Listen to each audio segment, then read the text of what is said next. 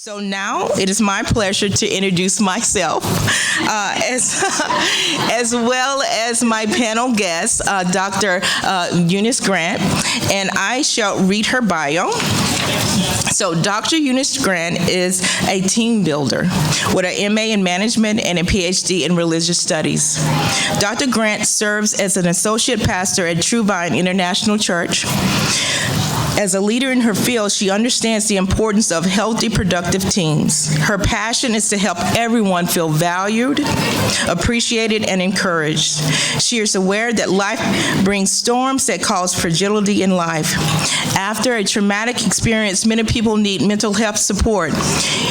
Dr. Grant connects individuals with training, skills, and support groups which assist in a person's ability to grow, heal, improve, and know that they matter and are respected. And my name is Donna Costa, and I'm LMSW, and I've been in LMSW for over 20 years. I have my BSW from Stephen F. Austin State University and my MSW from Smith College. I am the program director for NAMI Bridges to Care here in San Antonio. I'm a mom of 11. I have 4 dogs and a rabbit. So that's who I am. And I'm pleased to be with you this morning to talk to you about trauma-informed faith communities. And what we're going to do is we're not going to be able to get to all the content today, I know, because it's only an hour. But I really want to give you an idea of what it could take for a faith community to become trauma-informed and why becoming trauma-informed is so important. So, here are the objectives for today. I want and hope and pray that you will walk out of here with a better understanding of trauma's impact on mental health. I hope that you will learn how faith communities can become trauma-informed. And it's my hope that you will learn how to start the process of becoming a trauma-informed faith community. Okay? And we're going to start off with a video. Cross your fingers that it plays.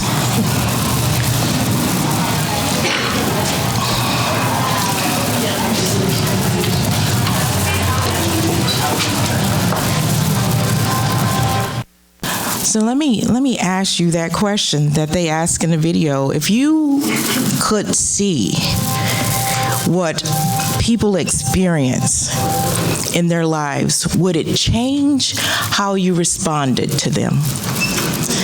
Right? That video, can I tell you, the first time I saw that video, it really took my breath away because it highlights that we never know what people are experiencing in their lives, right? We never know what people are going through. Yet they get up every day and they show up, right? But there are times when they're going through stuff that we can't see. But their behavior sometimes is what we see, if maybe they're struggling. And so that, to me, is so important for us to have this conversation about faith communities, because a lot of times faith communities are the ones that are going to see the hurt and the broken well before that someone like me, who's a licensed professional, to come and get counseling from, they'll seek out someone that they know first, right? And so I like to start with that video because it highlights how important it is for us to be sensitive to the fact that the person that's in front of us, we won't ever know their story unless they share their story with us.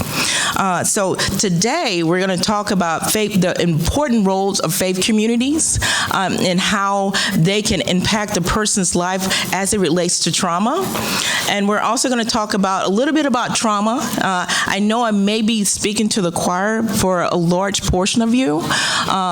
So first, I like to kind of get a feel for my audience. Who in the room are licensed mental health professionals in the room? Okay. All right, quite a few. Who has actually participated in any kind of mental health training at all?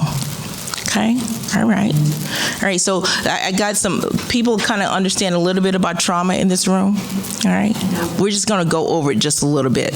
So I want to actually give you one of the definitions for trauma that I feel like it actually explains trauma so well.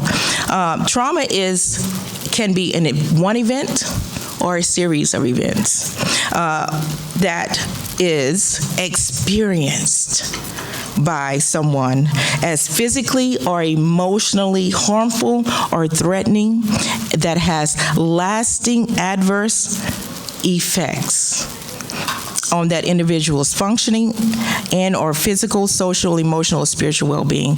All that means is that all it takes is for one traumatic event, and that gets encoded on the brain as trauma, and your body will always remember that experience. And sometimes for those who actually may struggle with maybe like flashbacks or those intrusive kind of thoughts about that trauma, we kind of typically describe that as PTSD. And so those who struggle with PTSD really, really understand the nature of the impact of trauma. But it doesn't necessarily always have to be to that kind of extreme for folks. Most of us, we could be in the same auto accident, could be minor, but we'd all have different kind of experiences of that same auto accidents. And that too can happen, say, in families. If there was families where there was a lot of abuse in that family and there was multiple children, you know what? It is actually acceptable to hear that all those children have different experiences of that trauma and could describe it differently because they experienced it differently because we're all, different individuals. So trauma occurs when we perceive.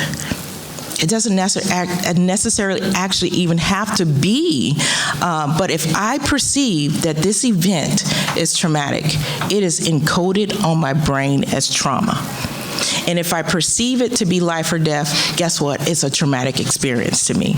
Whether it is or isn't, is if I perceive it to be so. Okay? All right, so what makes an event traumatic?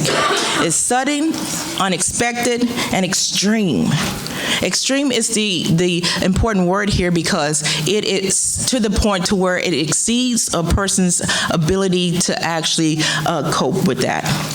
It exceeds my normal ability to cope with everyday life. It takes me to this place of like, I don't even know what to do with this.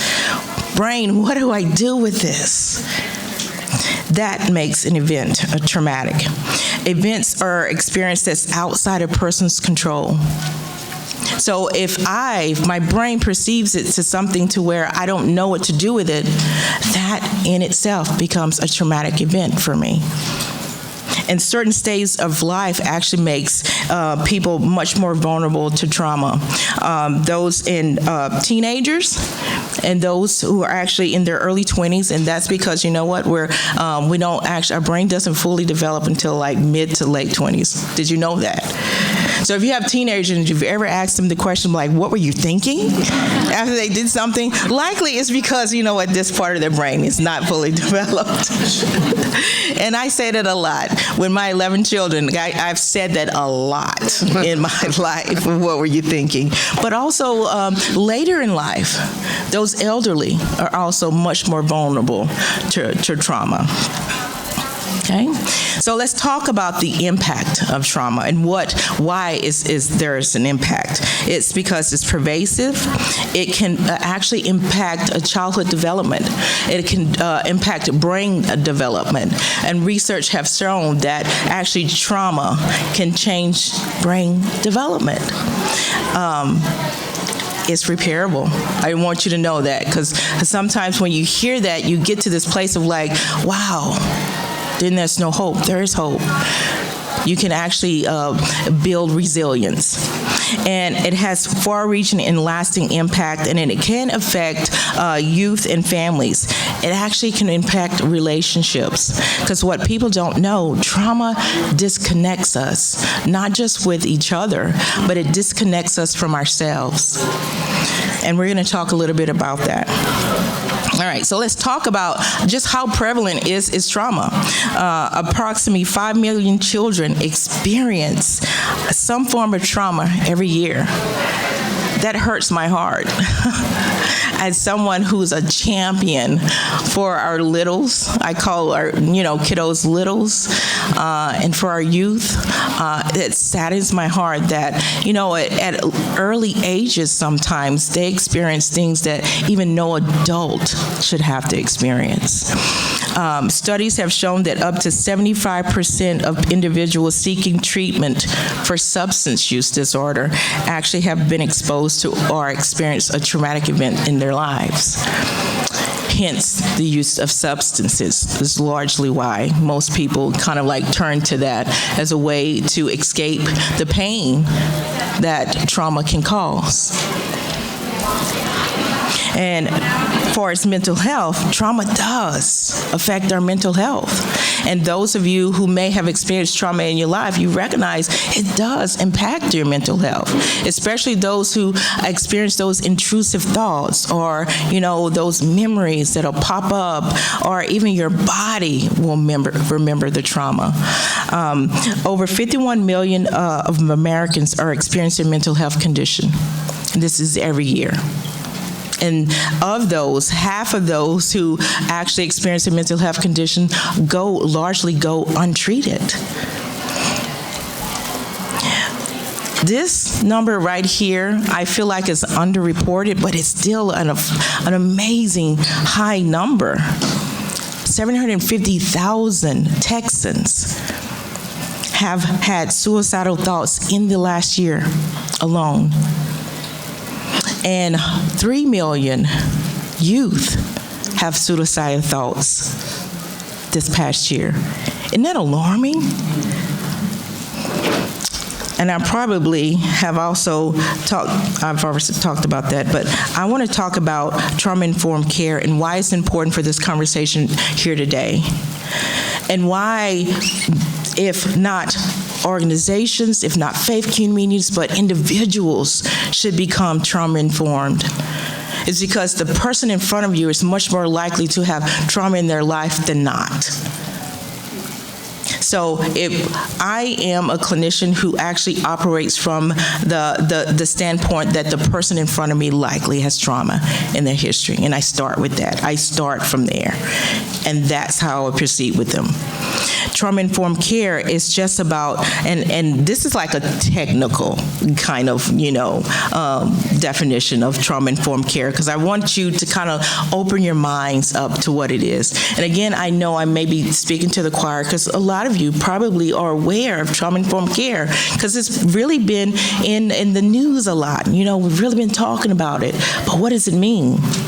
Trauma-informed care is the foundation of productively addressing trauma within your community and utilizing universal trauma precautions. I just assume. I go on the presumption that the person in front of me likely has trauma in their history. And it's a strength-based approach that fosters recovery and healing through safe and collaborative relationships. Hurt and pain happens in relationships, but let me tell you, recovery happens in relationship. Healing happens in relationship. And that's the crux of trauma-informed care, is recognizing just how pivotal my role is to someone else's recovery and their healing from trauma. So we operate from a place of not wanting to continue to do harm to someone. And we're going to talk about how faith communities can be so pivotal to that. Can I just side note for a second? David Davis, I just saw your face. Thank you for being here. Thank you for being here. I just had to call him out because, David, you don't know this, but you, the first time I met you, made such an impression on me to the point to where the work that we're doing is so important, and you reminded me of why I do this work. So thank you for being here. I'm sorry, I just saw his face. I had to acknowledge that he was in the room. So let's talk about faith community. What is a faith community? A faith community is a group or a community of people who share a particular set of beliefs. All right? And most of you, I would assume, are part of a faith community, right? That you would identify as being part of a faith community. So let's talk about the faith community's influence. Faith communities are already committed to the caring and advocating for a better world. You see the broken, you see the hurt. More than anyone, you see the broken and you see the hurt. Faith communities are the first place people turn to. And faith communities are the most numerous and more evenly distributed geographically in the country. There are more faith communities than there are mental health clinics. So you see the broken more than any mental health professional will ever see. So that's why faith communities are so important to this conversation. Also, why are faith communities and trauma-informed care? Why should they go together? Let's talk about why should they go together. So what is a trauma-informed community? First, let's talk about that. A trauma-informed community realizes that there's a widespread impact of trauma. And they understand that and have faith in there's different ways and paths to recovery. It's not just one. There's really no prescription for recovery because we're all unique and we're all different. But a trauma-informed faith community recognizes there's multiple paths to recovery. And that's important to know. Because a trauma-informed faith community is not going to turn around and say, no, you do it this way, or we can't help you. A trauma-informed community knows that there's many paths to a person's hope and recovery. And they accept that and they acknowledge that. A trauma-informed community also recognizes the signs and symptoms of trauma in the people that they serve. So becoming aware, educating oneself about what those signs and symptoms may look like and how people's behavior may be a trauma response as opposed to just willfully just being defiant. That's a trauma-informed community, recognizing that. Also, a trauma-informed community responds. They respond by integrating the knowledge that they learn about trauma and also about being trauma-informed into their everyday policies. When I say policies, it's almost like you start at the front of the door. When you walk into your faith community, what does it look like? Is it engaging? Is it welcoming? Or is it just kind of like jarring and like oppressive feeling? You start with the little things and pay attention to that, but they respond by the everyday policy, practices, and procedures. You know, I'm a hugger, and I love to hug on folks. But my clients taught me that I have to ask permission, right? Before I touch you, I need to ask permission. So a trauma-informed community will actually even recognize the power of touch. The power of touch can be healing, but it also can be re-traumatizing. So it will look at its procedures and its practices to see if what we're doing is re-traumatizing someone, or is it bringing people in to actually receive? Because I can tell you that what may seem like, oh, that's harmless, could be damaging to someone. But a trauma-informed community responds by looking at how it does its business to ensure that it's not re-traumatizing. And going over to that re-traumatization is making sure that it's looking at everything that they do and our language and what are we saying to make sure that we're not pushing people away. That is what a trauma-informed community is. So we go from, responding to people with what's wrong with you to what happened to you and how can we help? And you don't even need to say those words out loud, but in how you practice and how you respond to people will let them know if you are actually someone who believes in what happened to you and how can I be of service, or what's wrong with you, and you know the difference, right? You feel the difference, all right? So what can faith communities do? First, know the science of trauma. And if you don't know, I love talking about the science of trauma. I do. And I think my biggest teachers were some of my kiddos. We adopted 10 children and 3 separate sibling groups. And can I just tell you, they have been my greatest teacher about the impact of trauma on this brain and how that can hijack you at any given time. So one of my sons, who's 20 now, but when he was 5 and was going into kindergarten and first grade, I was at school every day. Every single day I was at school. And I was a social worker at the time, and I was like, I don't even know what to do. That's when we started understanding more about the brain, the impact of trauma on the brain. So we started educating ourselves about the impact of trauma on brain development. So if you want a fun way of learning about the brain, invite me out. Because it's fun talking about the brain. I do. I love it. Don't I? Yes, I do. I do. Yes. And what faith communities can do is make physical, psychological, and spiritual safety. What does that mean? In order for me to feel safe, and I have a traumatized brain, I need you to create a space that actually makes my brain know, okay, I can trust it here. And so it says physical. Physical means like the building itself. When I walk in, what does it feel like to me? Is the colors on the walls too jarring that it makes me kind of feel on edge? Pay attention to that. Down to the carpet on the floor, the colors are very important, because colors, your brain reads colors and it actually feels colors as well. Like having a wall full of red paint may actually make me feel on edge.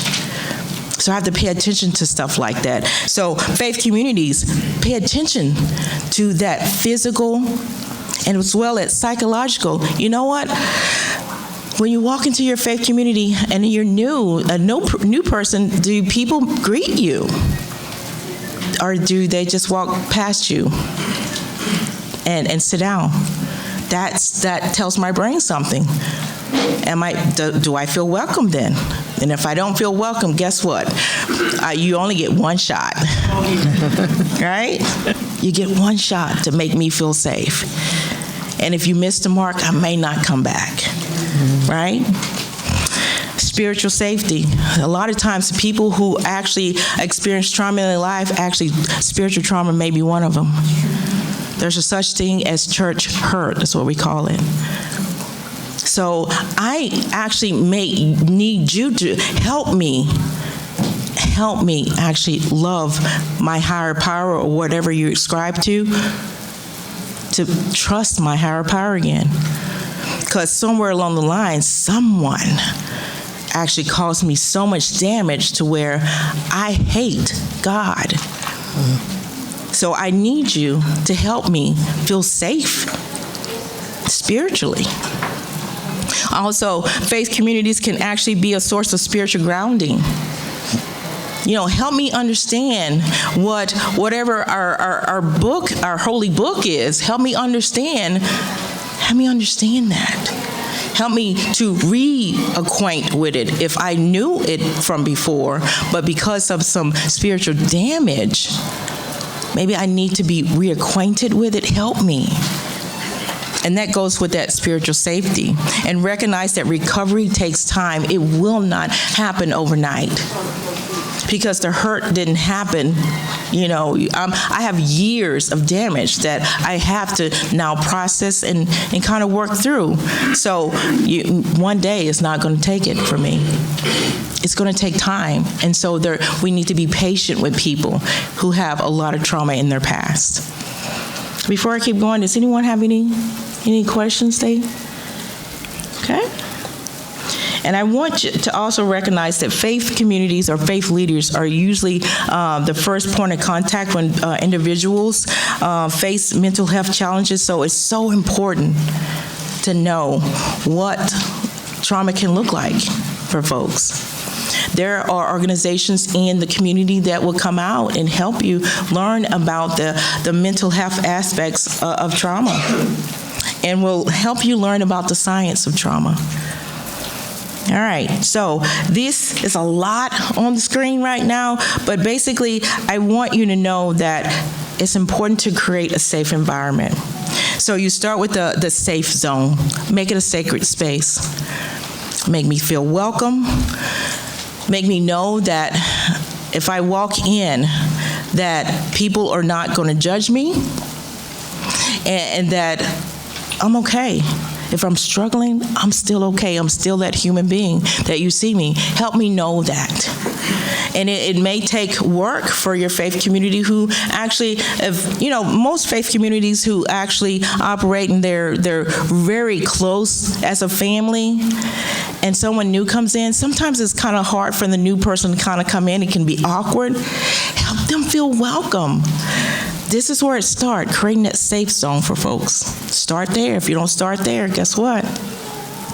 People won't come back. Then let's look at the language. What are we speaking? What are we saying in the classes? Especially I have this congregation on the west side that actually invites me out once a month to teach their youth. I got to pay attention to my language. I have to pay attention to, how I say things, because you know what? It could be OMG. Look who just walked in the room. Mark Kimona, welcome. I'm sorry, I get excited when I see folks. I get excited when I see my people. But look at your classes and see your sermons. I'm talking faith leaders right now. Look at your sermon topics. Look at your language. I'm very raw and I'm fragile and I'm walking in hurt. I got a lot of damage. And if I sit down and I hear you just judging me because of what I look like, I'm not going to come back. So I need you to pay attention to how you welcome folks in your language. Promote pro-mental health. What does that mean? Talk about mental health. Make it normal to talk about mental health. Let's get rid of the stigma that's still alive around mental health. People don't want to talk about mental health because they feel judgment, and they're afraid that if they do share, that are you gonna look at me differently? So if we start talking about mental health from the pulpit, and I get the luxury of hearing pastors talk about mental health from the pulpit, it changes the tone. It makes me know, okay, maybe I can share here. Maybe I can believe what they say, what their website says. I can believe it because I'm hearing it. Also, leadership starts with leadership. It could be a faith community, it could be an organization, I don't care. It starts from the top. If the leaders are not being open about mental health, guess what? You set the tone. You set the tone for how everyone else will talk about mental health. So create that space. Also, assess resources from within. Check in your congregation, because you know what? You may actually have mental health professionals within your ranks who could actually help you learn about how to be much more trauma-informed. You do. You got gems and treasures in your faith community that you may not even know. Check it out. See who's all there. Also, find out who would like to be a trauma-informed champion, because we're going to talk about a resource that you can utilize to become trauma-informed. But there's people that's amongst the ranks who say, you know what, I have a passion for this. I have a passion for this. I'll be the champion. And also educate about trauma. Educate the congregation about trauma. It's important for the congregation to understand why all of a sudden we're changing the colors of the walls, right? Why are we changing the setup in the church or the congregation? That's important. So start educating the congregations about trauma, so though they can actually be of service to others who may be hurting as well. And also become trauma-informed certified. So we'll talk about that a little bit. How to become certified as a trauma-informed faith community, because it's possible. Okay, and next. Oh, it's animation. I just get, this is what I get to do. I get paid to talk about mental health, go in faith communities and talk about mental health. This is being birthed from what I do. Part of our program at Bridges to Care at NAMI, what we do is we go and we talk to faith communities about our program. We have a training program that helps to increase the mental health awareness, but I also just get to be quiet and sit in the service and hear pastors talk about mental health from the pulpit. That's beautiful to me. 5 years ago, that wouldn't have happened. I wouldn't have been sitting there and hearing a pastor talk about his own mental health and how he would encourage other folks to go and talk to someone. That 5 years ago, I wouldn't have heard that. So I get to hear that. That's what I get to see. We have some faith communities who now are providing monthly education for their community, not just their faith community, but to the larger community, that they can come learn about topics related to mental health, related to trauma. They're doing their part to educate their community. This is what's happening in our community. It's beautiful to behold. So if you want to become a trauma-informed faith community, it's possible. And what you need to do is check in with the Institute for Trauma-Informed Care. They probably don't know I'm plugging them right now, but they can provide you trainings on what is trauma-informed care, just a basic kind of overview, so that your whole entire congregation can understand what it is, what it means, and what it means for the congregation, the faith community. And then there's a process to becoming trauma-informed certified, and they can walk you through the steps. They're also partnered with the Ecumenical Center that do a fabulous job of educating the community, one, but then walking alongside the faith community if they want to become trauma-informed certified. So that's the end of my presentation, but my guest, Dr. Eunice Grant, is part of a faith community that is in the process of becoming trauma-informed. And I just kind of wanted to ask her a few questions, and y'all can hear her talk about what they're doing at True Vine International Church. So if I may, is it okay if I sit down? Am I going to break this? Okay, so.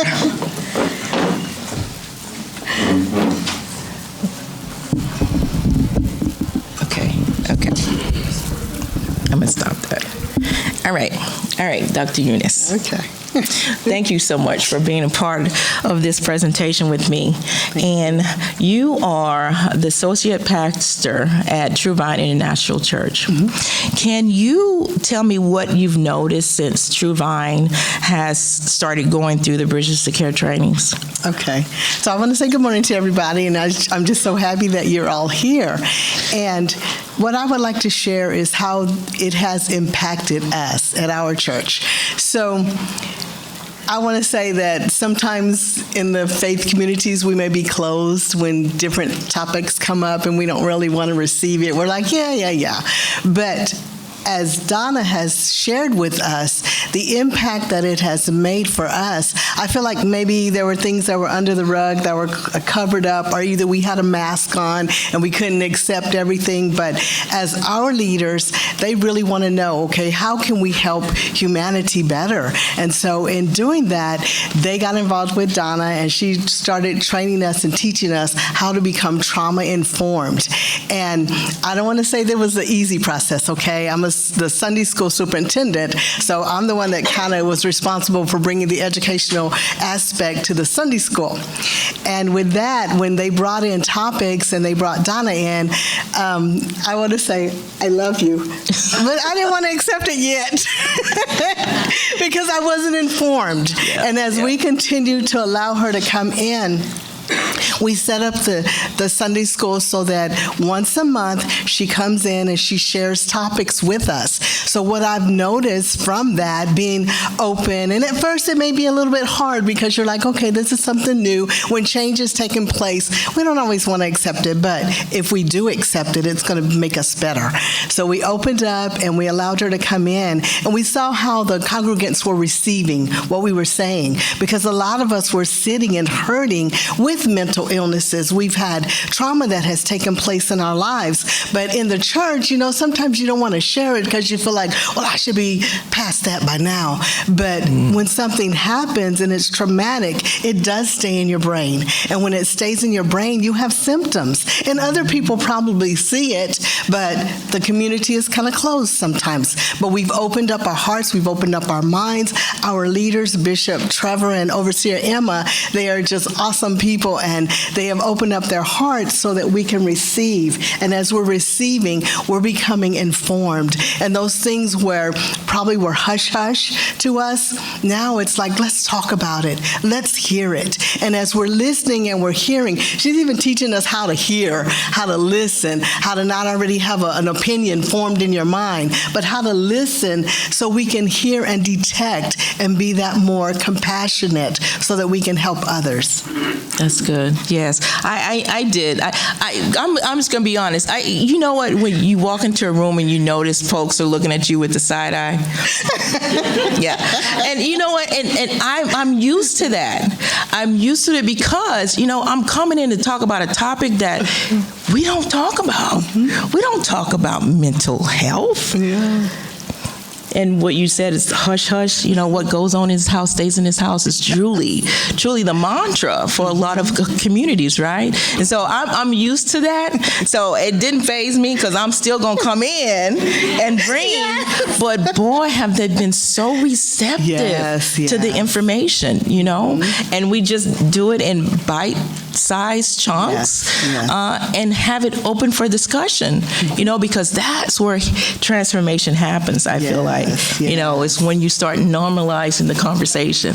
Yes, and through normalizing it, it's allowing those that wouldn't say anything, they have a voice and they speak up. And so we're learning more how we can be more compassionate and help those that maybe wouldn't go anywhere else, but they stepped inside of our doors. And so because we've opened up, and I just encourage you, faith-based community, let's open up and let's not be afraid. Because sometimes, you feel a little apprehensive, but let's not be afraid to open up and be guided and directed for those that need help, because there are so many people that need help. And we want to stand in that place and position ourselves to be that person. And I just love Donna because she is so resilient, and she has a wealth of knowledge inside of her. I mean, I know this is not a commercial for her, but she has a wealth of knowledge. I'm sitting here kind of wanting to okay.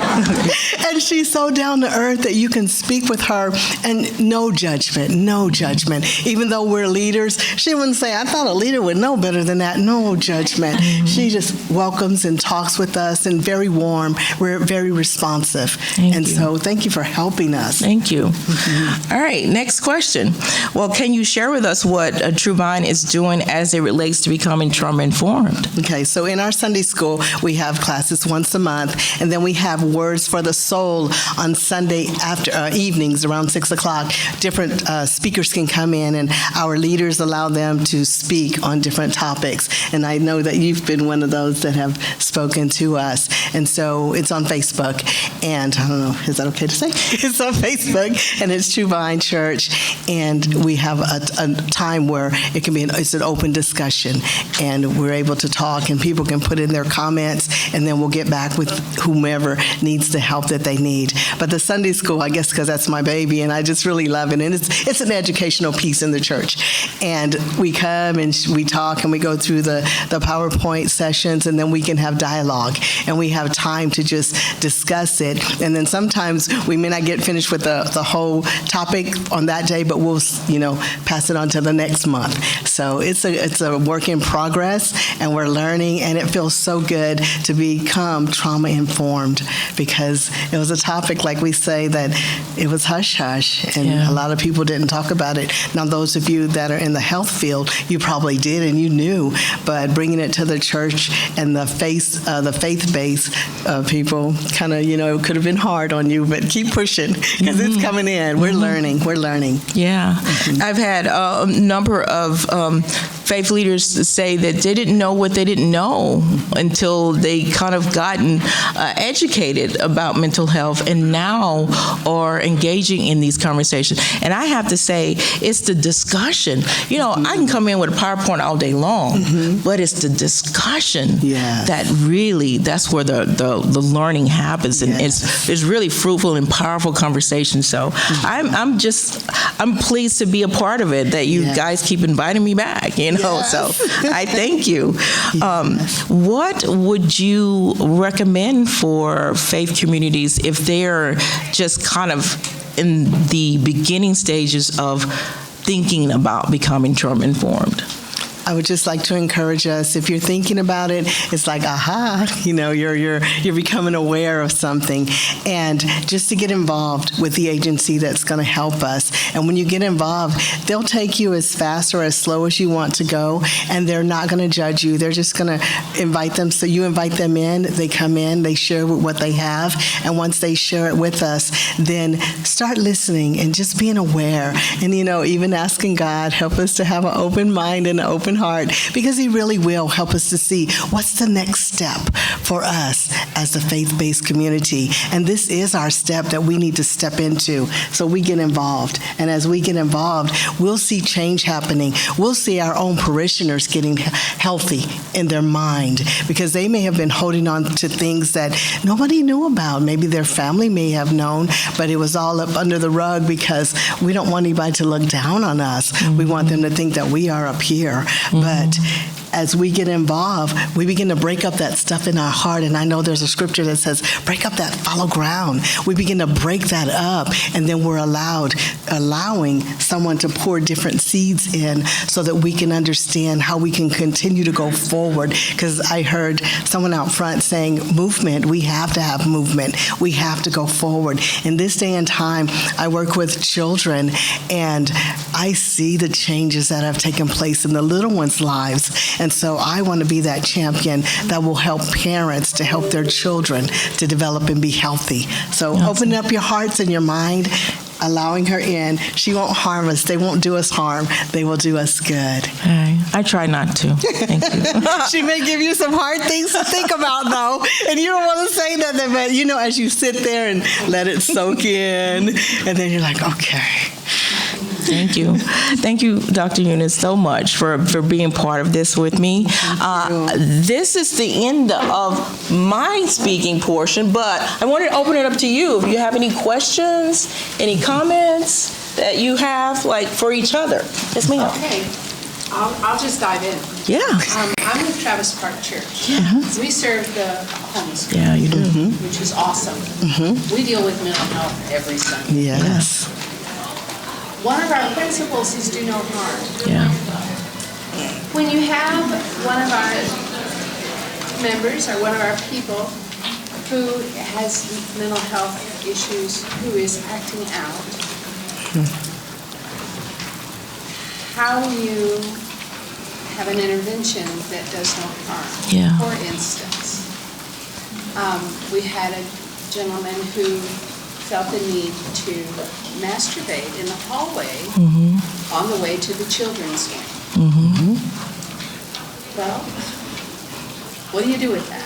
So we decided to make a police report, and he has to deal with that. But how do we embrace him to help him know we understand that this is a trauma response. This is not acceptable behavior, and it's not acceptable behavior here. How do we embrace him after? Because I promise you, he feels harmed. Well, yes. And you also. I'm sorry, we couldn't hear anything. Yes. So I'll try to edit. In their congregation, they see a lot of people who experience, some, I would say even some chronic mental illness, right?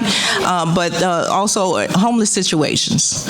And in one particular instance, this gentleman was doing some inappropriate things. And legally, you should have done exactly what you should have done, because that's behavior that we have to, not allow to happen. But how do we reestablish trust with this person, right? How do we embrace him? How do we show the love embrace him? Yeah. Is always acknowledging when something is on the line of like safety for the church. That's a clear safety violation. You go with what's legal, right? You always. But you educate this person as to whenever this happens, this is how we respond each and every time, right? You have to, because that's a legal safety issue. You have to respond. But inquiring, how can we support you, because you cannot do this here. How can we support you? Because we want to support you. But as you started talking, I started thinking about one of our trainings that we bring, and we can definitely bring it to your congregation, on crisis prevention.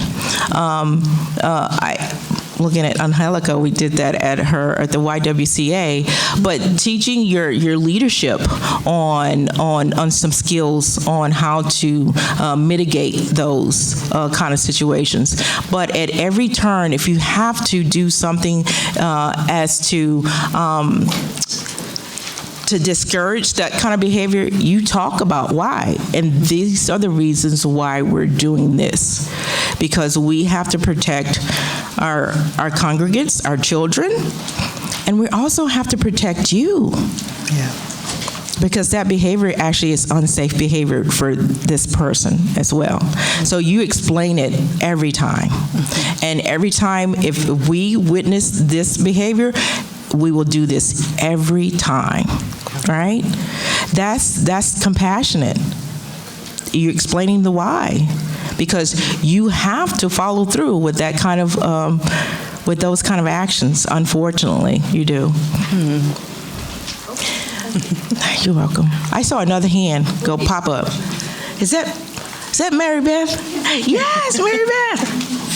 Just in case anybody's interested in the trauma-informed certification program that was developed with a consortium, the Ecumenical Center is the certifying body, and we're happy to provide additional. Several congregations are going to be processed. Yes. Yes, yay. Yes. Thank you so much. We appreciate that. A fabulous resource, can I just tell you. Ecumenical Center also does 2 of our trainings with Bridges to Care. But any questions that you have at all about how to become certified, I'm telling you, they are the resource to go to. Yes. I have time for a couple of more before they kick us out. Yes. You've done a great presentation about how the community can be trauma-informed. But we haven't really talked about the people that we're helping. What type of, what do we expect from them? Or do we expect anything? No, well, you just expect them to continue to show up. Because if you do your part, guess what? I'm gonna show up every time. Because if you help me feel safe, if you help me feel welcome, I will show up. I'll continue to show up. So if you do your part into making it feel welcoming and safe, people will show up. And then that's where the transformation can happen for them. So don't have expectations on them at all. And then also, when you get your leaders trained, they feel like they're empowered and they have tools to work with. All right, thank you. Thank you, everyone, for being present. Thank you. So there's the next workshop that's in this room, I want to let you know, is the Justice and Mercy over the Americans with Disability Act. So if you wanted to attend